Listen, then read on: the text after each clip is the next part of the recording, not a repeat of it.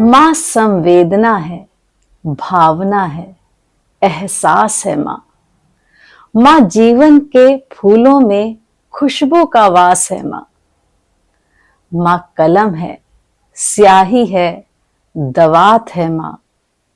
माँ परमात्मा की स्वयं में गवाही है माँ।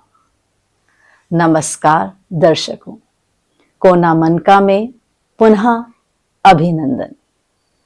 दर्शकों, मातृत्व केवल एक शब्द नहीं, भूमिका नहीं, अपितु एक आध्यात्मिक यात्रा है।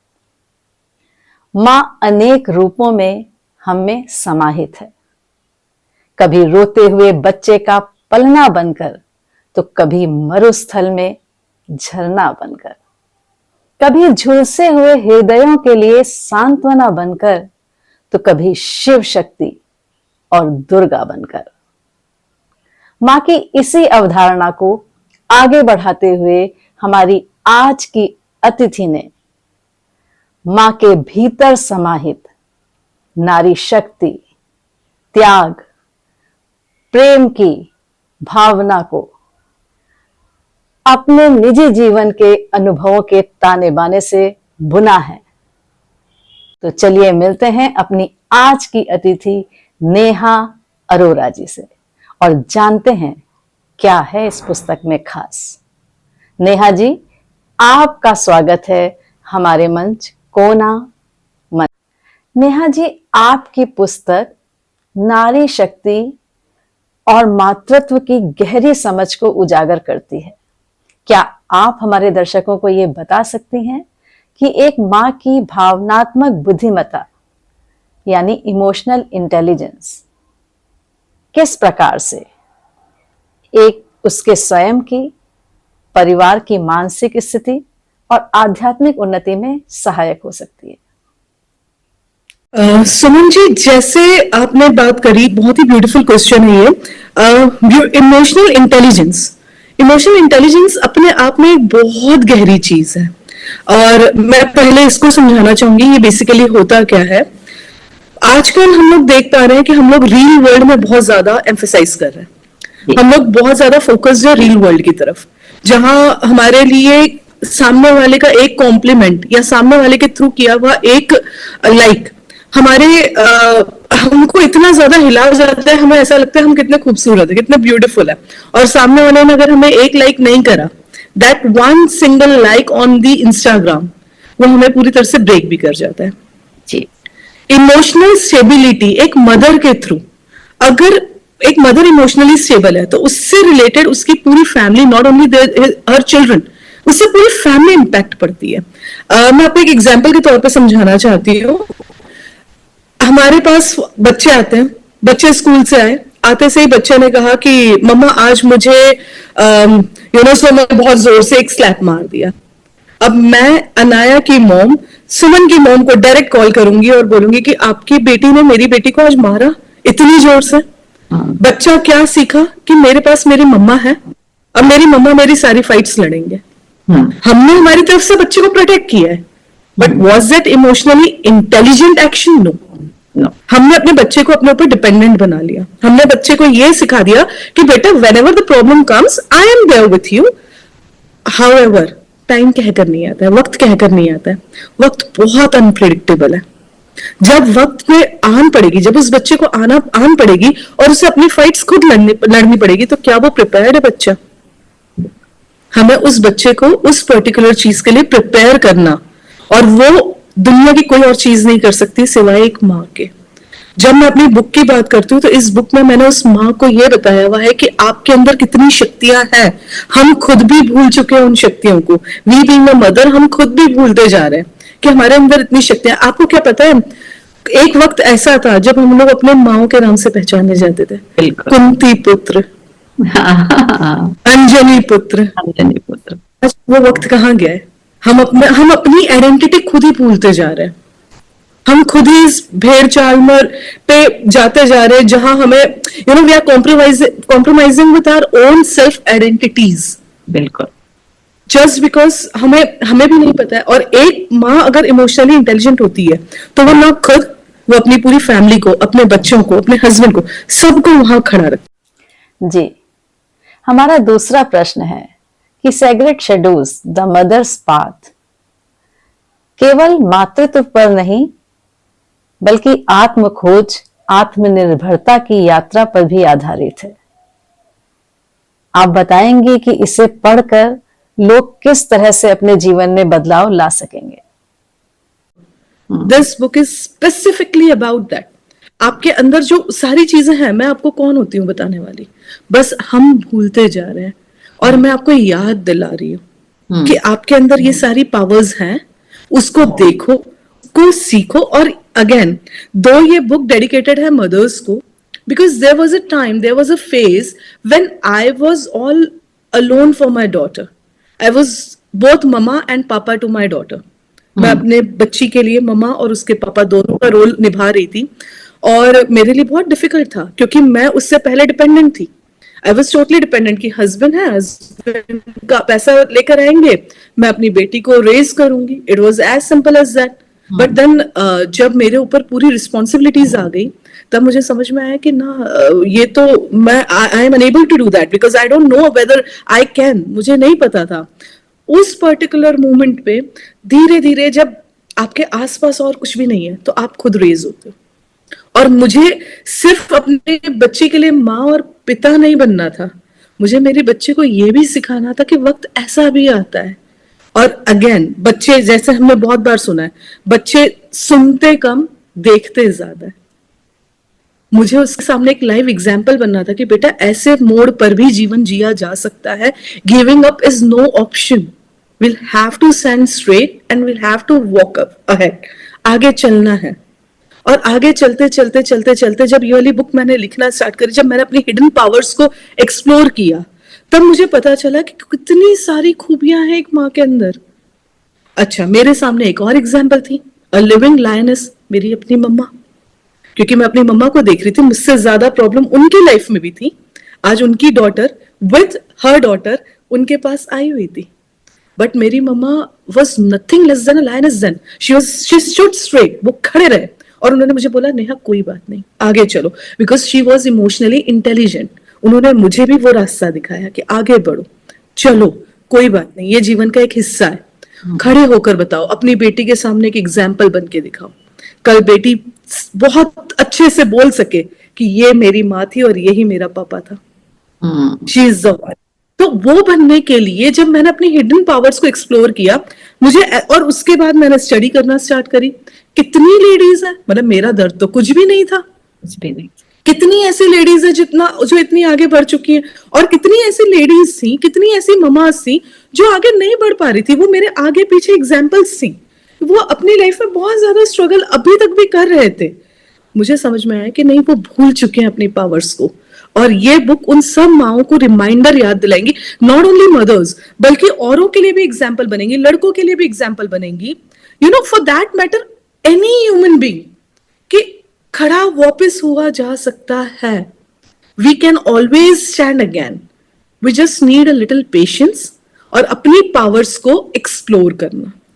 अब क्योंकि मैं अपनी पावर्स को एक्सप्लोर कर चुकी थी, आई डोंट वांट यू और any XYZ person to go through the same process.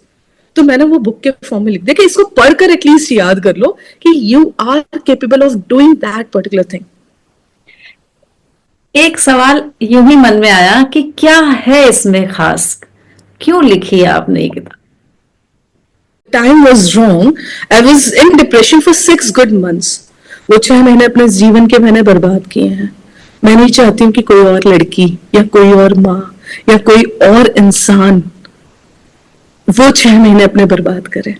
और यकीन मानिएगा, डिप्रेशन से बुरी चीज इस धरती पे कुछ भी नहीं है। देयर वॉज अ मोमेंट जब I had suicidal thoughts in me. I really wanted to give up, but उस थॉट्स से अगर मैं निकल सकती हूँ तो यकीनन हर कोई निकल सकता है। मैं एक common, a normal human being. I am just a normal human being, a common person. मैं इस फेज को गो थ्रू करके आगे निकल सकती हूँ तो हर कोई निकल सकता है। और मैं यू नो, जब आप कोई चोट खाए होते हैं किसी पर्टिकुलर चीज से, तो आप नहीं चाहते हो कि आपके चाहने वाले कभी उस चोट को दोबारा खाए। मातृत्व और बुद्धिमत्ता का गहरा संबंध है, परस्पर संबंधित हैं दोनों।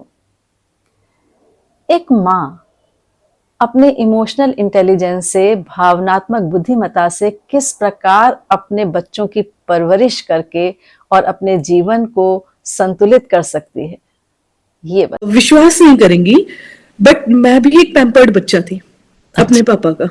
मैं भी एक बहुत ही ज्यादा कोमल सा बच्चा जो अपने माँ बाप का होता है वैसा सा थी, जो अपने पापा की, मेरी जिद पूरी ना होने पर अपने पापा के दुनिया हिला देती थी कि मुझे वो चीज चाहिए ही चाहिए, मुझे वो चीज मुझे पसंद आ गई है and I want that particular thing in my life.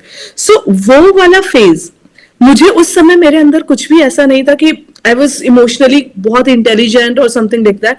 Anaya के बर्थ के साथ मेरा भी जन्म हुआ था। उस दिन एक माँ भी जन्म लेती है जिस दिन एक बच्चा जन्म लेता है। सच। और एक माँ के अंदर वो जो पीड़ा, जो दर्द उस मोमेंट पे होता है जब वो बच्चे को जन्म दे रही होती है, वो पीड़ा इस धरती पर माँ के अलावा और कोई भी नहीं सहन कर सकता है।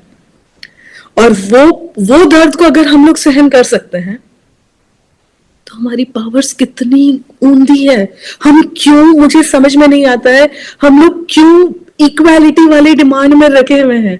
हम इक्वल नहीं है, we are way superior. No offence, boys are equally good. बस पता है आपको सुमन जी होता क्या है, हमारी पावर्स के बारे में मैं एक छोटी सी कहानी से इस चीज को समझाना चाहूंगी, शायद समझ पाए, मतलब सबको समझ आ पाए, शायद मैं समझाने में सही समझा पाऊं। एक हम लोगों ने बचपन में पढ़ी हुई है कहानी। एक शेर का बच्चा गुम हो जाता है जंगल में। वो शेर राजा होता है जंगल का, उसका बच्चा गुम हो जाता है और कहीं वो एक वोल्फ के हाथ में आ जाता है, भेड़िए के हाथ में। भेड़िया उसकी बहुत अच्छे से परवरिश करना स्टार्ट कर देता है, बच्चे होते हैं उसके, भेड़िए के भी बच्चे होते हैं, वो अपने बच्चों जैसे इस शेर के बच्चे की परवरिश करना स्टार्ट कर देता है। बच्चे के अंदर हमेशा एक कॉम्प्लेक्स रह जाता है कि मैं जितने प्यार से ये लोग होल्ड कर पा रहे हैं, मैं क्यों नहीं कर पा रहा हूँ। भेड़िए जो आवाज निकालते हैं, वो शेर के अंदर रहता है कि मैं क्यों नहीं निकाल पा रहा हूँ। वो अपने मम्मा से बार बार पूछता है कि वोल्फ मम्मा से, मम्मा ये मेरे सिबलिंग्स जितने भी हैं ये सब इतने अच्छे से आवाज निकाल पा रहे हैं, मैं क्यों नहीं निकाल पा रहा हूँ ये वाली आवाज, मतलब मुझ में कुछ कमी होगी।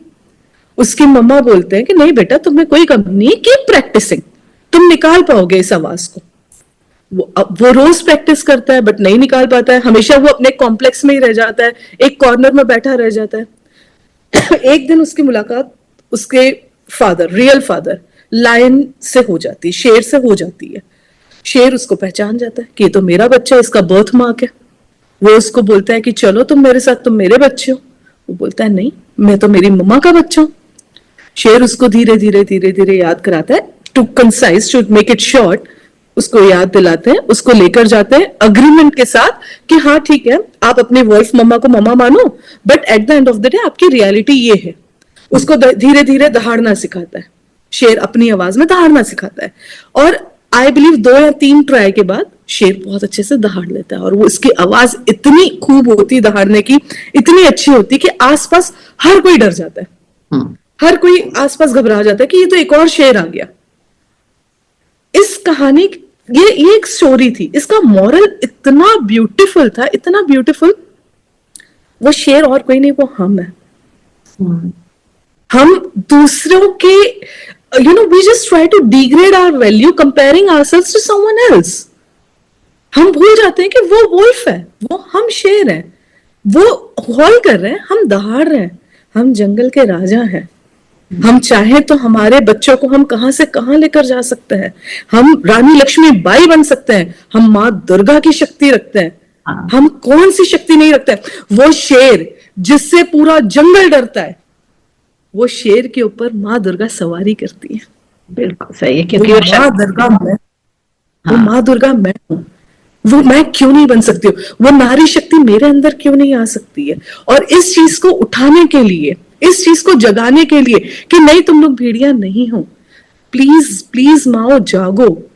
आप लोग बहुत बड़े अंधविश्वास में हो कि हमारे पास तो कुछ है ही नहीं, हम तो डिपेंडेंट है, वो तो सिर्फ नेहा अरोरा या फिर नेहा अरोरा जैसी और ऐसी बन सकती हैं, मैं नहीं बन पाऊंगी, मेरे अंदर कहाँ इतनी हिम्मत ना।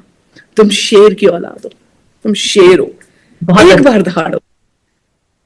बहुत अच्छी बात आपने कही कि नारी अपने अंतःकरण में छिपी हुई क्षमता को पहचानती नहीं है, समाज के प्रति, परिवार के प्रति और अपने उत्तरदायित्व को समझती तो है, पर उसका निर्वहन करने में वो कहीं ना कहीं खुद को भूल करके वो ये काम कर रही होती है, खुद को समाप्त करके ये काम कर रही होती है। आपने बहुत अच्छी बात कही। आपने अपनी पुस्तक में नारी को शिव शक्ति, दुर्गा की संज्ञा से विभूषित किया है। इस पर थोड़ा और विस्तार से बताएं, जैसा कि अभी आपने एक कहानी के जरिए बताया, तो शायद हमारे दर्शकों को और अच्छे से समझ में आएगा। थोड़ा और विस्तार से बता सकते हैं? हम हिंदू मैथोलॉजी के अकॉर्डिंगली, दो mythology is a wrong word, that's not a myth, ये रियलिटी है। 9 माताएं होती हैं, उनकी 8 भुजाएं होती हैं। वो 9 माताएं की शक्ति हमारे अंदर है। हम आन पड़े तो हम माँ सरस्वती भी बन के अपने बच्चों को पढ़ाते हैं। आन पड़े तो काली माँ का रूप लेकर हमारे बच्चों के जो दुश्मन है, जो हमारे बच्चों के साथ गलत कर रहे हैं, उनका सर्वनाश भी कर सकते हैं। आन पड़े हम माँ दुर्गा बन के शेर के ऊपर सवारी, शेर के ऊपर भी सवारी कर सकते हैं। और जब बात आती है शिव शक्ति की, तो शक्ति की बात तो मैंने आपको बहुत अच्छे से बता दी 9 दुर्गाओं के फॉर्म में। 9 दुर्गाओं के फॉर्म में मैंने बता दिया कि मेरे अंदर सारी शक्तियां हैं। शिव की बात आती है, कौन सी माँ ऐसी है जो रोज सुबह उठ के तांडव नहीं करती है? जल्दी उठो बच्चों, हमें ये करना है, वो करना है, ऐसा करना है, स्कूल जाओ, स्कूल के लिए रेडी करना है, टिफिन रेडी करना, फिर खुद तैयार होके खुद जाना मार्केट में, खुद जाके आजकल की जो वुमेन है, आजकल की जो मदर्स है, दे आर बेड अर्नर्स, वो जाती हैं, वो खुद भी कमा के लाती हैं। ये डेली रूटीन में हमारा तांडव नहीं है। सही। शिव हमारे अंदर नहीं है। शिव जैसी शक्तियां, मेडिटेशन, सिर्फ बच्चे को एक बार, बच्चा कितनी भी कितना भी रो रहा हो, जैसे मैं जो इतनी बड़ी डिप्रेशन में, इतनी बड़ी चोट पे थी, सिर्फ मेरी माँ का एक हग मुझे मेडिटेशन की अनुभूति देता था। सच्ची, मैंने घंटों बैठ के मेडिटेशन कर लिया। तो फिर मेरे अंदर वो शिव वाला मेडिटेशन नहीं है, एक माँ के अंदर वो चीज नहीं है। शिव शक्ति की बात, शिव शक्ति जी का हमारे अंदर बहुत बहुत ज्यादा हमारे अंदर वाली पावर है, और उस पावर को इन पर्टिकुलर चैप्टर्स में मैंने रिफ्लेक्ट किया है। 9 दुर्गा की जो अष्ट भुजाएं हैं, उन्होंने जो एक एक चीज अपने हाथ में पकड़ी हुई है, चक्र मतलब मेंटेनेंस, पूरे घर को मेंटेन एक माँ ही कर सकती है। जिस दिन माँ, अच्छा हम अपने प्रैक्टिकल लाइफ में देखें, हम अपने फादर से क्या बात करते हैं? पापा कैसे हैं आप? ठीक ठाक, घर में सब ठीक है? मम्मा कहाँ है? हाँ। और मम्मा से बात कितनी लंबी चलती है, कितनी लंबी चर्चाएं चलती है मम्मा के साथ। पापा के साथ बात करने के लिए कितनी होती है कि आप ठीक है, घर में सब ठीक है, मम्मा कहाँ है? हाँ। मम्मा से बात करा। सो माँ, this is what the power of mother is. हम चोट लगती है क्यों? कोई बच्चे के मुंह से ओए पप्पा नहीं निकलता है, बच्चे के मुंह से ओए माँ ही निकलता है। Very true. We are living goddess and I'm proud of it. जी, देखा जाए तो आपने बहुत कम उम्र में जीवन के उतार चढ़ावों को देखा है और आशान्वित रहकर आगे बढ़ी हैं, और आपने अनगिनत बच्चों के जीवन में उजाला भी भरा है। इसके बारे में हमारे दर्शकों को बताइए कि कैसे किया आपने इतना कुछ।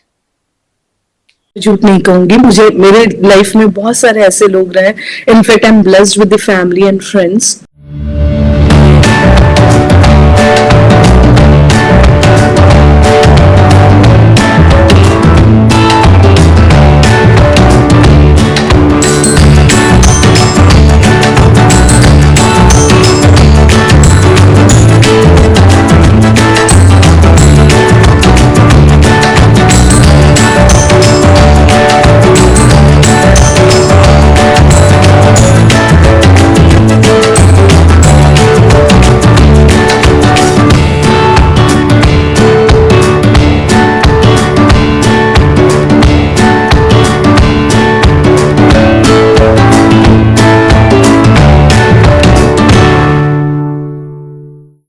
हमेशा मुझे मोटिवेट किया है।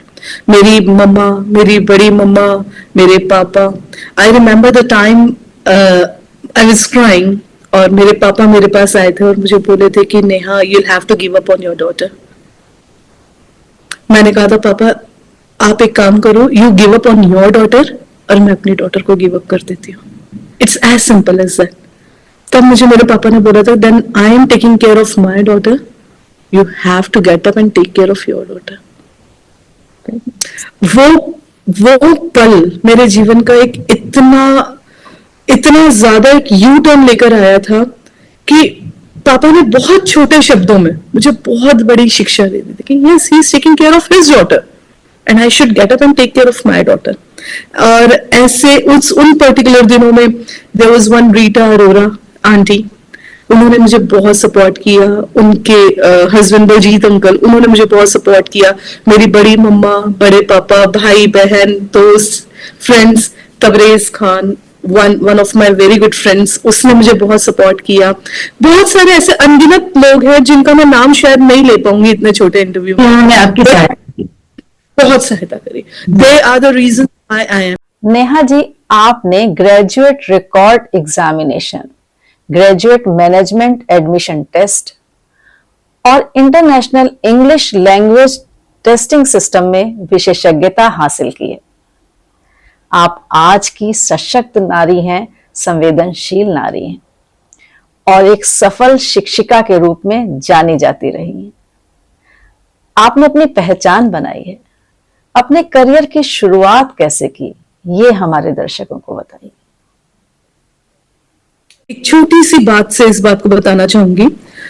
जब अगर इस पर्टिकुलर कमरे में मैंने सर्फ वाला पानी डाल दिया और सर्फ वाला पानी डालने के बाद जब मैं चल रही हूं या उस रूम में जो भी आ रहा है, हर कोई गिरे जा रहा है। मेरे साथ मेरी बेटी भी है, मेरे साथ कुछ मेरे स्टूडेंट्स भी हैं, हम सब फिसल रहे हैं क्योंकि चलना बहुत मुश्किल नामुमकिन जैसा है उस पे। अब उस पर्टिकुलर मोमेंट में मैं भी गिरी हुई हूँ और मैं सबको बोल रही हूँ कि नहीं बच्चों, तुम लोग खड़े हो सकते हो, खड़े होके बताओ, कोई बात नहीं, धीरे धीरे धीरे धीरे पैर जमा के खड़े होकर चलो। मैं गिरी हुई हूँ और मैं उनको खड़ा कर रही हूँ। क्या बच्चे मेरी बात मान पाएंगे? बच्चे नहीं समझ पाएंगे, बच्चे नहीं खड़े हो पाएंगे। उनको खड़े करने के लिए पहले मेरा खड़े होना उस पर्टिकुलर पानी में, सर्फ वाले पानी में बहुत जरूरी है। और वो दलदल में, उस पानी में, उस पर्टिकुलर मोमेंट पे जब मैं खड़ी हुई, मैंने आसपास देखा कि और भी बहुत सारे लोग गिर रहे हैं इस जगह पे, इस प्लेटफॉर्म पे। वहां मुझे समझ में आया कि ना, ये मैं तो खड़ी हो चुकी हूँ, आई एम ब्लेस्ड वन, मुझे औरों को भी खड़े करना है। ये मेरे लिए बहुत जरूरी है कि मेरे सामने और कोई ना गिरे। मुझे नहीं पता इस बुक की रीच कहां तक पहुंचेगी, मुझे नहीं पता कि मेरी ये शब्द कहां तक जाएंगे। अगर इस बुक से किसी एक लड़की का भी जीवन सही खड़ा हो जाता है तो आई बिलीव मेरा जीवन सफल है। ये मेरा बुक लिखने का आइडिया सफल हो जाएगा। आप बोलना चाह रही हूँ एक बहुत ही खास कविता जो मेरे दिल के बहुत करीब है। हाँ, तू खुद की खोज में निकल तो किस लिए हताश है, तू चल तेरे वजूद की समय को भी तलाश है, समय को भी तलाश है। जो तुझसे लिपटी बेड़ियां समझ न इनको वस्त्र तू, ये बेड़ियां पिघाल के बना ले इनको शस्त्र तू, बना ले इनको शस्त्र तू। तो खुद की खोज में निकल तो किस लिए हताश है, तो चल तेरे वजूद की समय को भी तलाश है, समय को भी तलाश है। चरित्र जब पवित्र तेरा तो क्यों है ये दशा तेरी, चरित्र जब पवित्र तेरा तो क्यों है ये दशा तेरी। ये पापियों का हक नहीं कि ले वो परीक्षा तेरी। तो खुद की खोज में निकल तो किस लिए हताश है, तो चल तेरे वजूद की समय को भी तलाश है। जला कर भस्म कर उसे जो क्रूरता का जाल है, जला के भस्म कर उसे जो क्रूरता का जाल है। तू आरती की लौ नहीं, तू आरती की लौ नहीं, तू क्रोध की मशाल है। तो खुद की खोज में निकल तो किस लिए हताश है, तो चल तेरे वजूद की समय को भी तलाश है। बहुत सुंदर, बहुत सुंदर, और बहुत सुंदर आपने इसका वाचन भी किया है नेहा जी। बहुत अच्छा लगा हमें आपसे मिल। आपसे मुलाकात सार्थक रही नेहा जी, और आपने बहुत अच्छी बात बताई है। मैं ये लोगों से अपील करूंगी कि आप इस पुस्तक को जरूर खरीदें। इसका लिंक हमारे डिस्क्रिप्शन बॉक्स में है, और निसंदेह ये पुस्तक उन तमाम स्त्रियों के लिए एक मिसाल बनेगी जो कि अपने जीवन में अपनी क्षमताओं को नहीं पहचान पाई और हिम्मत हार करके बैठ गई हैं। आपका पुनः धन्यवाद और आभार कि आप हमारे मंच पर आई।